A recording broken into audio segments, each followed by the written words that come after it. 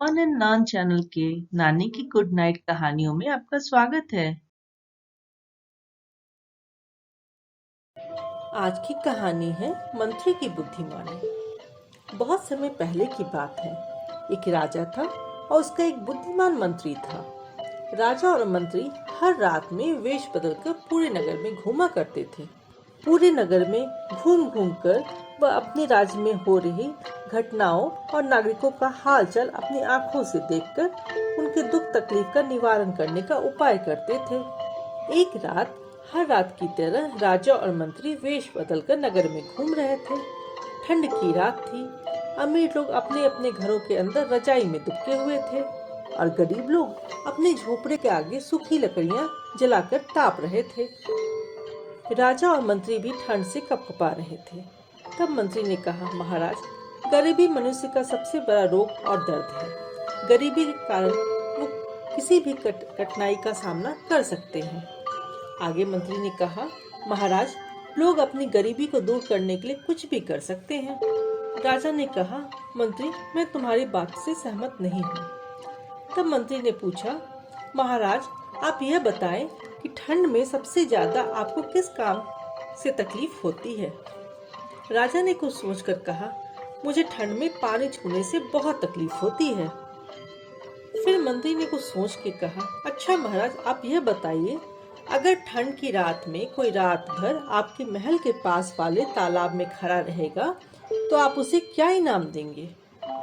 राजा ने तुरंत कहा, 100 सोने की मोहरें। फिर क्या था, अगले दिन राज्य में घोषणा करवा दी गई कि रात भर जो भी महल के पास वाले तालाब में खड़ा रहेगा उसे 100 सोने की मोहरें दी जाएंगी।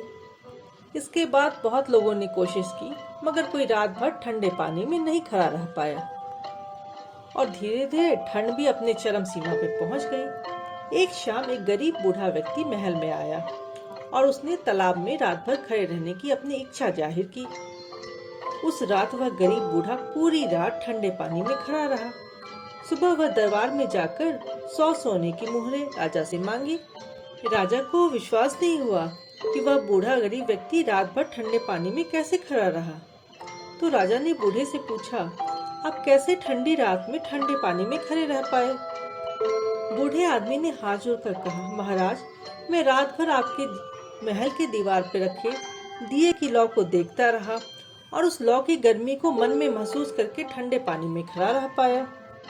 यह सुनकर राजा ने कहा, इस बूढ़े ने दिए की लौ की गर्मी का सहारा लिया है, तभी ये ठंडे पानी में खड़ा रह पाया, इसलिए इसे 100 मोहरें नहीं दी जाएगी। फिर क्या था, बेचारा गरीब बूढ़ा रोते हुए दरबार से चला गया। मंत्री को राजा की यह बात बिल्कुल पसंद नहीं आई और उसने उस बूढ़े गरीब को न्याय दिलाने की मन में ठान ली। मंत्री ने अगले ही दिन राजा को अपने घर दोपहर के भोजन पे बुलाया। मंत्री और राजा दोनों बैठकर बैठक में बातचीत कर रहे थे। खाने का समय हो गया, लेकिन भोजन सामने नहीं आया।